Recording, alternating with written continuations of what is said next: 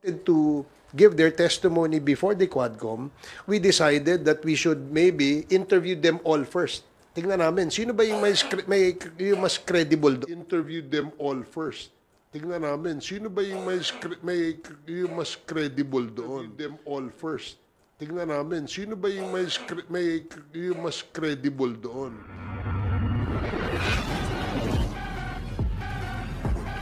Scheduled Wednesday Quadcom hearing, no? For several reasons. First reason, yung aming mga if you recall, no, lagi namin sinasabi kapag may mga witnesses, we want them to execute affidavits. Number two, even if they have executed their affidavits, we will have to vet them, no. Meron pong legal team ina-assist ang Quadcom to interview yung aming mga because marami po ang gustong magsalita. Marami po ang gustong magbigay ng testimonya. Ang aming pong palagay, kailangan aralin namin, no? Kung sino ho yung aming iharap dun sa usapin ng EJK, dun sa usapin ng drugs, at syempre dun din sa usapin ng Pogo. Now, because of the several witnesses who wanted to give their testimony before the Quadcom, we decided that we should maybe interview them all first. Tingnan namin, sino ba yung yung mas credible doon? And it will take a lot of time, no, para sa amin. So we decided that before we set this meeting, again, no, kailangan kumpirmado na kung sino yung ating ihaharap. Sino yung mga witnesses na pwedeng magbigay ng kanilang salaysay na ika nga ay may credibility. Kasi gaya nung sinasabi ko sa inyo noon, marami yung gustong tumistigo. In fact, umabot pa kami sa punto na yung isang gustong tumistigo, pagkatapos siya magbigay ng kanyang affidavit, ay umabot kami sa punto na kailangan pa naming ipasuri siya sa psychiatrist, no? Ipasuri siya through a polygraph test sa Camp Crame, no? Para malaman namin kung ito ba'y nagsasabi ng totoo. Hindi ho madali, no, magpresenta ng witnesses. Kaya napag-usapan nga namin, kagaya ho kahapon ng hapon, na-decide na ho namin na i-cancel yung aming meeting supposedly for tomorrow, ngayong Wednesday, November 13, to give us more time hanggang next Thursday to interview, to set up our agenda, at tapusin po lahat ng pwede naming ma-interview. That is the reason why we had to cancel. Actually, 2 days ago, nag-decide na kami dyan eh. A week ago pa, pinag-uusapan na natin, Chairman. And then suddenly, kahapon parang last night, parang nakakita tayo na attend na raw sila. And ang problem natin dyan, we have already notified yung mga resource persons, especially yung mga galing sa Cebu, yung mga victims. And at the same time, meron po kami binibet na galing sa Isabela and I think one also from the north. And suddenly, naka-receive tayo ng mga ganong pronouncement that he will be attending. But of course, hindi pa naman po yun official na galing po sa former president that he will be attending on tomorrow's hearing. Unless and until that we have received any copy from him, then most likely. But it's hard to na makapag-ano na po tayo tomorrow because yung pronouncement and the invitation to other resource persons were already been canceled. Dagdagan ko lang yung sinabi ni Kong Dan, no? Kahapon pa na-cancel na namin yung aming hearing eh. At 6:30 p.m., the Quadcom chairs have already informed the Secretariat to send out notices to all our members and to all our invited resource persons na hindi po natin matutuloy yung ating hearing ngayong Wednesday, no? At all these notices via email, via digital and Viber notices, pinadala na ho yan kahapon pa lang. And wala ho kaming wala ho kaming confirmation pa kung sino yung a-attend eh. Wala naman ho nagsabi sa amin na may a-attend na sa Wednesday because as early as yesterday, we have already sent out cancellation notices. Kaya wala namang nagulat lang kami ngayon na meron palang gustong umattend, no? Welcome naman po yan sa atin. Kaya lang, na-cancel na po natin. And just to let everybody know that we have already postponed it for November 21st, Thursday next week. So lahat po ng inimbitahan namin na kinancel namin, ay iimbitahan ho namin ulit Nang sa ganoon, mahaba-haba ho yung inyong preparasyon, mahaba-haba yung inyong oras para maka-attend dito sa aming Quadcom hearing sa next. Mr. Chairman, baka iniisip ko rin during the time that we have discussed that on Sunday, I think we finalized on Sunday. Baka may mga chairman na mole doon sa pag-uusap natin.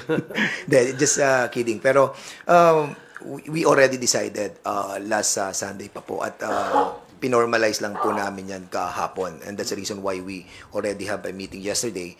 Unfortunately, may mga gantong issue na darating daw po, and I think it's hard for us to really send invitation again to those who have been canceled resource persons.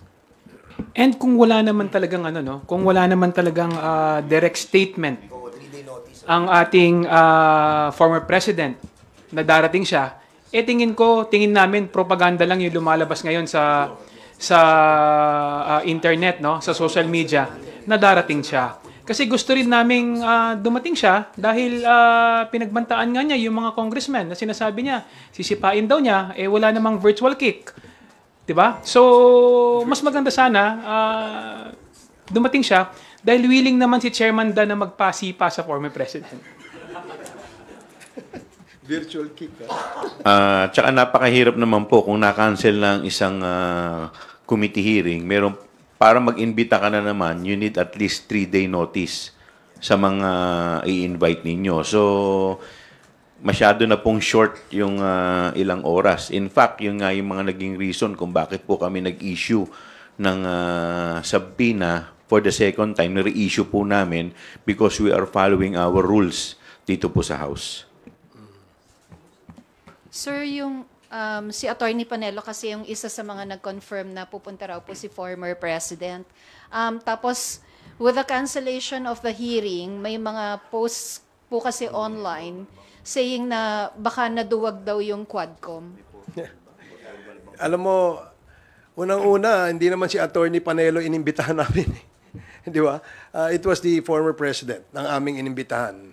And we were informed that the lawyer or the counsel of the former president, where we also received letters from the law office of Attorney Delgra. Yun lang yung hinihintay namin na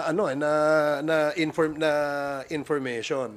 So kung social media, wala akong pupunta. Kung nagtatawag kayo ng mga vloggers, parang disrespect yan sa atin dito sa sistema ng ating imbitasyon. Do not invite in the social media.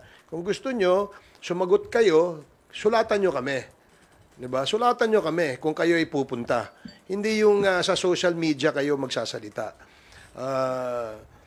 Of course, we appreciate the fact that pupunta ang ating dating Pangulo dahil yun naman po ang request ng ating mga kasamahan sa Quadcom, no? Na magkaroon ng talakayan, magkaroon ng palitan ng idea tungkol dito sa usapin sa EJK at usapin sa drugs, no, na kung saan ay centerpiece ng kampanya ng ating dating administrasyon. Kaya nga gusto sana nating marinig mismo mula sa ating dating Pangulo kung ano yung mga kasagutan na kanyang ibibigay dun sa mga tanong na pinaghandaan ng ating mga Quadcom members. So, wag po nating I noticed also that there are several comments from the vloggers of I don't know which camp is that, no? Saying na wala pong naduduwag dito. Ganito ho, para ho malinaw. Sa 21 meron kaming hearing. Yan ho, punta ho tayo dito. Pagkatapos ng 21, let us know kung kailan kayo pwede. Because we will schedule another Quadcom hearing on the date convenient for you, on the date na gusto ninyo, para ho mailatag natin ng maayos ang ating imbitasyon. And reminder also, as well, Mr. Chairman, as what Chairman Chu mentioned a while ago, that there is a 3-day ruling that are being followed by the committee. So, kailangan po ma-inform din po kami officially. Wag po sana sa social media para at least lahat. Kasi pag social media, you can always deny it, di ba? Pwede kang hindi pumunta, tapos sasabihin, hindi naman formal yon. But of course, kapag ginawa po nating official ang lahat, then ano yan, resibo po yan. So I hope that prior to November 21 hearing, somebody or the lawyer of the former president will write the committee for his attendance. Maraming salamat po. Sir, clarification lang. At this point in time, walang natatanggap na kahit written or digital communication from the camp of former President Duterte na dadalos sana dapat sila bukas? Wala po kami natatanggap hanggang sa ngayon. Ang nakikita lang namin yung mga vloggers. So, hindi ho namin pinakikinggan yung mga vloggers kasi wala naman nung sinabing tama yan kundi tirahin lang itong si Dan Fernandez eh. Kaya yun ho ang aming we wrote to them inviting them. Then we also gave them a notice of cancellation via email, via Viber text messages, and all other forms of communication. Yun lang ho ang iniintay namin. Kung meron hong letter sa amin, wala ho kami natatanggap. At dahil nga po, nung Monday pa, bago po sinabing pupunta si former President sa hearing, sinabi ho yun, na-cancel na namin di ba? Na-cancel na ho, bigla hong nasabing pupunta. Hindi naman ho ganun ang proseso. Di ba? Ang proseso, may imbitasyon kami at hinihintay namin yung reply. But even prior to the reply to our invitation, ay na-cancel na po namin. Kasi nga po, sa nabanggit kong rason kanina kung bakit po namin kinancel. Thank you, sirs. Thank you. Next questions from Marian Enriquez of TV5. Okay, Bibian Gulia from ABS-CBN. Actually, yung clarification ko yun lang din, sir. So, bali, 2 letters lang po yung na-receive ng Quadcom from the camp of the former president. The first one was yung before the November 1st, and the second one was declining the invitation. Wala na pong ibang communication na na-receive po. Hindi, ganito po yan. Since the start of the Quadcom hearings, invitation has already been extended to the former president and the 2 senators, incumbent senators. But there was no reply. And then we had a subsequent committee hearings of the Quad. There was no reply whether they will attend or not. Now, there was a press statement issued by the former president that he said wala siya natatanggap na invitation. That's why we had to send again another invitation for our October 22 committee Quadcom hearing. At the following day, we already received a letter coming from his lawyer, si Atty. Delgra, saying that he needs to rest, the former president needs to rest, he has a lot of engagements, has been tired, and because we understood that the former president is already old, and we would like to give him the time to rest, so we accepted the cancellation. Then we sent again another letter, supposedly for the October, November 28, November 7 hearing. Then we received again another letter. Sinasabi na hindi siya pupunta because walang integridad ang Quadcom at na-prejudge na siya ni Congressman Dan Fernandez at ni Kong Benny Abante. At saka mahaba pa yung rason. So we accepted again the refusal to attend.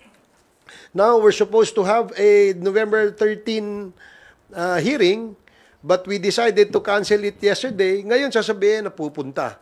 Ano ba talaga, kuya? Di ba? So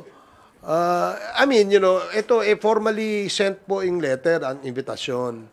Of course, we appreciate the fact that the former president is now interested to attend, malaki pong yan, dahil malaki pong maitutulong niyan sa Quadcom. Talagang, in other words, talagang propaganda lang, yung ginagawa nila, lalong-lalo na yung sinasabi nilang pag-attend sa committee hearing ng Quadcom, talagang nabubudol-budol nga yung ating mga mamamayan regarding sa kung ano yung kanilang mga sinasabing statement. Thank you. Before we continue our press conference, I'd like to acknowledge the arrival of House Committee on Human Rights Chairman, Manila Representative Benvenido Benny Abante Jr. Thank you for joining us, sir. Okay, Bibian, are you okay? May I call on Lenesca Panti from GMA News Online? Good morning po. Sir, yung kay former President Duterte also, he said that he had nothing more to say, to add, given his testimony in the Senate, the drug war probe. And he also said na wala na daw siyang pera para pamasahe. Papamasahihan niyo daw ba siya? That's how he said it, na wala na daw siyang pera, pamasahe. So how do you respond to this, na he has nothing to add more to what he said in the Senate? So do you agree with that? And yung second na wala daw siyang pamasahe papunta dito? Well, in fact, that was stated in the letter of Attorney Delgra. No? Sabi niya, he has nothing more to add. No? Dun sa Quadcom, sinabi na daw niya lahat ng na gusto niyang sabihin sa ano. And of course, we took note of that. No? Pero nga, mas maganda nga sana na sa kagustuhan ng mga mayorya ng membro ng Quadcom na makaharap at matanong direkta ang ating Pangulo, dating Pangulo. So, I think if the President would welcome that, we will appreciate, no? Kapag siya nag-attend. Yun nga lang po, nagkaroon lamang po ng cancellation ngayong Wednesday because of the reasons I stated earlier at hindi dahil sa sinasabi ng mga vlogger. Wala hong hindi ho namin pinakikinggan yan. Nababasa-basa lang po natin yan. Kung sa mga pamasahe naman, nag-usap-usap ang mga chairman. Ang pinakamalaking ambag ay si Congressman Dan at gusto lamang malaman kung ilan sila, no, so that we can also accommodate at ma-arrange din po yung mga accommodation. And at the same time siguro we have to make it formal, no? I-formalize natin lahat kasi nga pag yung sa social media tayo nagsagutan, I think it will not be proper, no? At maliligaw po tayo. Especially yan, nagpo-pronounce sila that they will be attending. And it's not even coming from the president, di ba? So we are governed by the rule of law and we are governed by the rules of the committee. And I hope that kung talagang a-attend po ang presidente, now is the right time to notify the committee, especially November 21 pa naman yan, malayo pa, Thursday pa. So we have all the time, no, para i-prepare. Ang problem talaga, alam nyo, mahirap din naman po yung bukas maghihiring na po kami. Eh di somebody will accuse us that we are, kumbaga, binibreak namin yung own rules namin of the three-day notice. Kaya sana po, no, ibalik na po natin yung tamang proseso para na sa ganon we will be guided accordingly. Chairman Abante.